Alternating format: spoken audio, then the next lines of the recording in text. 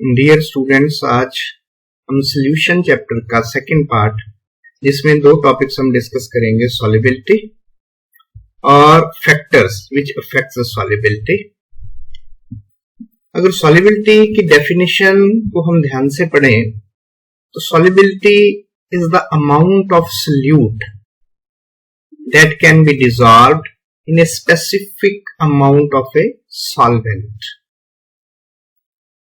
इसको हम और इजीली समझने की कोशिश करते हैं। सपोज मैंने 1 litre water as a solvent ले लिया और इसमें हम शुगर डिसॉल्व करना शुरू करते हैं। टेम्परेचर और प्रेशर की कंडीशंस कांस्टेंट रहेंगी। एट ए पर्टिकुलर टेम्परेचर और प्रेशर पे ये सपोज एक्सपेरिमेंट कर रहे हैं। The maximum amount of sugar जो इसमें डिसॉल्व हो जाएगी ताकि जो हमारा सॉल्यूशन है इट गेट सैचुरेटेड। तो जो मैक्सिमम अमाउंट ऑफ शुगर और सॉल्यूट, शुगर हमारा यहाँ सॉल्यूट है ना, solute which can be dissolved in a particular amount of solvent to form a solution saturated, means अब इससे ज्यादा इसमें सॉल्यूट डिसॉल्व नहीं हो सकता at a given temperature pressure conditions. That amount को हम सॉल्युबिलिटी कहते हैं उस सॉल्यूट की। क्लियर हो गया? Maximum amount of a solute which can be dissolved in a particular amount of the solvent to get a saturated solution at a particular temperature and pressure conditions. और इस तरह से जो इसकी कंसंट्रेशन टर्म आ गई हमारे पास, वो आ गई ग्राम्स पर लीटर में। लेकिन जरूरी नहीं है जो सॉल्वेंट है हमारा वो हमने वॉल्यूम फॉर्म में लीटर में या मिलीलीटर में ही लेना है। पर्टिकुलर अमाउंट और स्पेसिफिक अमाउंट मैंने मेंशन किया है। इसका मतलब आप यहाँ पे 100 ग्राम्स सॉल्वेंट भी यूज कर सकते हैं, इस फॉर्म में भी आप निकाल सकते हैं। ठीक है जी।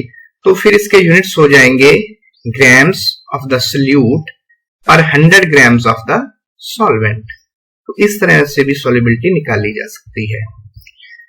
और तीसरी यूनिट मोल्स पर लीटर की फॉर्म में भी हम निकाल सकते हैं। कितने moles of solute which are dissolved in a particular amount of the solvent to get a saturated solution at a particular temperature and pressure conditions. Grams per litre में भी इसकी कंसंट्रेशन मेंशन की जा सकती है, मोल्स पर लीटर में भी।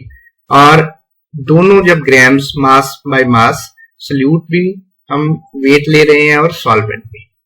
Moles per litre आपको पता होगा, मोल्स पर लीटर मोलैरिटी होता है। तो मोलैरिटी जो कंसंट्रेशन टर्म है वो भी सॉल्युबिलिटी को रिप्रेजेंट करती है। और ग्राम्स ऑफ सॉल्यूट पर किलोग्राम ऑफ सॉल्वेंट, तो ये मोलैलिटी कंसंट्रेशन टर्म है, तो ये भी सॉल्युबिलिटी को रिप्रेजेंट करती है। इसलिए जो ये कंसंट्रेशन टर्म्स है ग्राम्स पर लीटर, मोल पर लीटर और मोलैरिटी, ग्राम्स पर किलोग्राम ऑफ सॉल्वेंट और मोलैलिटी, और इसके अलावा मोल फ्रैक्शन वगैरह, जो ये कंसंट्रेशन टर्म्स है सारी की सारी सॉल्युबिलिटी को ही रिप्रेजेंट करती है। अब सेकंड हम डिस्कस करते हैं फैक्टर्स। हमारे जो सॉल्यूट होते हैं वो सारे सेम कंडीशंस पर इक्वली सॉल्युबल नहीं होते सॉल्वेंट में। तो वो क्या फैक्टर्स हैं जो ये एक्सप्लेन करेंगे भी कौन सा सॉल्यूट ज्यादा सॉल्युबल है, कौन सा कम सॉल्युबल है एट ए पर्टिकुलर। अब हम फैक्टर्स डिस्कस करेंगे जो किसी भी सॉल्यूट की सॉल्युबिलिटी को अफेक्ट करते हैं। दो फॉर्म में ये डिस्कस करेंगे। Firstly solubility of solids in liquids and secondly solubility of gases in liquid. तो फर्स्ट पार्ट शुरू करते हैं, सॉल्युबिलिटी ऑफ सॉलिड। जब कोई भी सॉलिड सॉल्यूट लिक्विड सॉल्वेंट में डिसॉल्व करते हैं तो उसकी सॉल्युबिलिटी किन फैक्टर्स पे डिपेंड करती है। फर्स्ट जो फैक्टर है हमारे पास that is nature of solute and solvent, दोनों की नेचर पे डिपेंड करती है। इसको एग्जाम्पलीफाई हम करते हैं। सपोज हम नमक को वाटर में डिसॉल्व करते हैं, कॉमन फैक्ट है, हमने कॉमनली ऑब्जर्व किया हुआ है, इजिली डिसॉल्व हो जाता है। लेकिन अब जब NaCl को बेंजीन में डिसॉल्व करने की कोशिश करेंगे तो डिसॉल्व नहीं होगा। सेम वे अगर नेफ्थलीन को वाटर में डिसॉल्व करेंगे तो ये डिसॉल्व नहीं होता। जैसे कि जब नेपथलीन को बेंजीन में डिसॉल्व करते हैं तो इजीली डिसॉल्व होता है। तो ये कौन से फैक्टर्स पे डिपेंड करता है? नमक वाटर में डिसॉल्व होता है, बेंजीन में नहीं होता।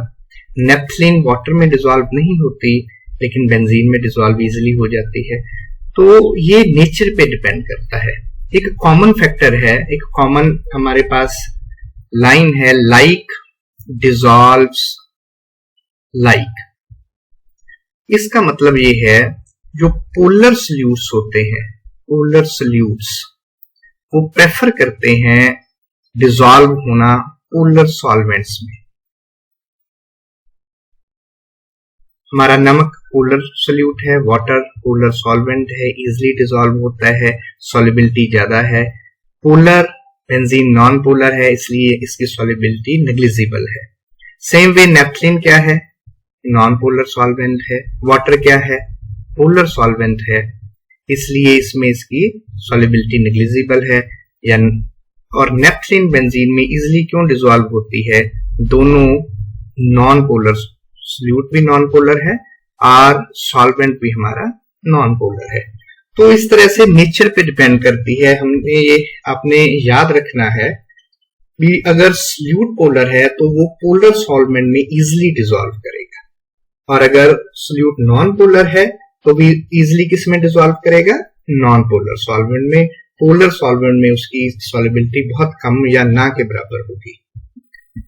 नेक्स्ट, टेम्परेचर का क्या इफेक्ट है सॉल्युबिलिटी पे? जब हम किसी सॉलिड सोल्यूट को लिक्विड सॉल्वेंट में डिसॉल्व करते हैं तो टेम्परेचर का क्या इफेक्ट है? जनरली हमारे माइंड में ये आता है, क्योंकि हमारी ये कॉमन ऑब्जर्वेशन होती है, अभी गर्म पानी में जल्दी चीज डिसॉल्व हो जाती है, तो हमारे माइंड में कभी आ सकता है अभी अगर हम टेम्परेचर इंक्रीज करेंगे तो सॉल्युबिलिटी इंक्रीज होगी। लेकिन प्रैक्टिकल रियलिटी में ऐसा नहीं है। एग्जाम्पल दे रहा हूं दो आपको, जैसे सोडियम नाइट्रेट की और लिथियम कार्बोनेट की। इसकी जगह आप शुगर की एग्जाम्पल भी ले सकते हैं।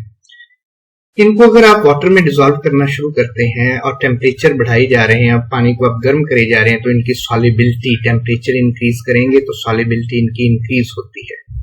लेकिन जो लिथियम कार्बोनेट सॉल्ट है, इसको जब आप पानी में डिसॉल्व करोगे और टेम्परेचर को इंक्रीज करोगे तो सॉल्युबिलिटी डिक्रीज होगी। टेम्परेचर इंक्रीज करने से सॉल्युबिलिटी डिक्रीज होगी। तो इसका मतलब हमारे पास दो तरह के सोल्यूट्स हैं। ज्यादातर सोल्यूट ऐसे हैं जो जिनकी सॉल्युबिलिटी इंक्रीज होती है विद इंक्रीज इन टेम्परेचर, और कुछ सोल्यूट ऐसे भी हैं जिनकी सॉल्युबिलिटी डिक्रीज होती है इंक्रीज इन टेम्परेचर। तो ये कौन से फैक्टर पे सॉल्युबिलिटी इसका मतलब डिपेंड करती है, उसको हम डिस्कस करते हैं। जब हम किसी भी सॉल्ट को या सोल्यूट को सॉल्वेंट सपोज वाटर में डिसॉल्व कर रहे हैं, तो जो उसका डिसोल्यूशन प्रोसेस है, जब हम उसको डिसॉल्व कर रहे हैं, वो एंडोथर्मिक भी हो सकता है और एक्सोथर्मिक भी हो सकता है। मींस जब आप डिसॉल्व कर रहे हैं तो वो जब डिसॉल्व हो रहा है सोल्यूट, तो वो हीट एब्सॉर्ब भी कर सकता है उस प्रोसेस के दौरान और हीट को इवॉल्व भी कर सकता है। अगर हीट वो अब्सॉर्ब हो रही है इस प्रोसेस में, डिसोल्यूशन में, और सॉल्युबिलिटी जब हो रही है, तो वो हम एंडोथर्मिक प्रोसेस बोलते हैं। अगर हीट इवॉल्व हो रही है then it is called exothermic process. अब जब प्रोसेस एंडोथर्मिक है तो पहले मैं एक दो सॉल्ट्स दे दूं। जैसे पहले हमने एग्जांपल ली, सोडियम नाइट्रेट है, पोटेशियम नाइट्रेट है, सोडियम क्लोराइड है, और बहुत सारे ऐसे सोल्यूट और सॉल्ट्स जिनकी डिसोल्यूशन प्रोसेस एंडोथर्मिक है। तो इनमें टेम्परेचर इंक्रीज करने से सॉल्युबिलिटी इंक्रीज होगी, सॉल्युबिलिटी इंक्रीज होगी। क्योंकि एक बड़ा सिंपल से वे से इसको मैं समझाता हूं। जब आप डिसॉल्व कर रहे हैं उसके दौरान इट रिक्वायर्स हीट, इसको हीट चाहिए क्योंकि प्रोसेस क्या है, एंडोथर्मिक है, और आप इसको हीट करके टेम्परेचर इंक्रीज करके हीट इसको प्रोवाइड कर रहे हैं, तो इसका डिसोल्यूशन प्रोसेस आसानी से होना शुरू हो जाता है और सॉल्युबिलिटी इंक्रीज करना शुरू कर देती है। इसके उल्ट जो सॉल्ट्स और सोल्यूट्स का डिसोल्यूशन प्रोसेस एक्सोथर्मिक होगा, बहुत सारे सॉल्ट्स हैं, लिथियम कार्बोनेट के ऑलरेडी एग्जांपल ले चुके हैं, सोडियम कार्बोनेट है, सीजियम सल्फेट है। इनका जो डिसोल्यूशन प्रोसेस है, जब आप इनको डिसॉल्व करते हो, ये एक्सोथर्मिक है, हीट जो है इवॉल्व हो रही है। तो इन केसेस में अगर आप टेम्परेचर इंक्रीज करोगे तो सॉल्युबिलिटी डिक्रीज हो। तो बड़ा एक शॉर्ट फॉर्म में आप दिमाग में रखो, कोई भी वो सॉल्यूट जिसका डिसोल्यूशन प्रोसेस एंडोथर्मिक है, उसकी सॉल्युबिलिटी इंक्रीज होगी with increase in temperature, and when the dissolution process of a solute is exothermic, उसकी solubility will decrease with increase in temperature. Endothermic वाले केस में क्या होगी? इंक्रीज, और एक्सो में डिक्रीज होगी उसकी सॉल्युबिलिटी। नेक्स्ट, एक बड़ा इंपॉर्टेंट इसमें टर्म है ट्रांजिशन टेम्परेचर। इसमें क्या होता है, जैसे मैं ग्लोबल साल्ट की एग्जांपल लूं, तो इसमें एक जो ग्राफ मिलता है हमें, वो डिसकंटिन्यूअस मिलता है। मैं समझाता हूं। जैसे ग्लोबल साल्ट है हमारे पास, हमने इसको हीट करना शुरू करा तो इसकी सॉल्युबिलिटी इंक्रीज हो रही है। तो नेचुरली जब इंक्रीज हो रही है तो हमारे दिमाग में, माइंड में पहली बात क्या आती है, इसका डिसोल्यूशन प्रोसेस क्या होगा? एंडोथर्मिक। लेकिन एक पर्टिकुलर टेम्परेचर पे जाके 32.8 डिग्री पे जाके सेल्सियस,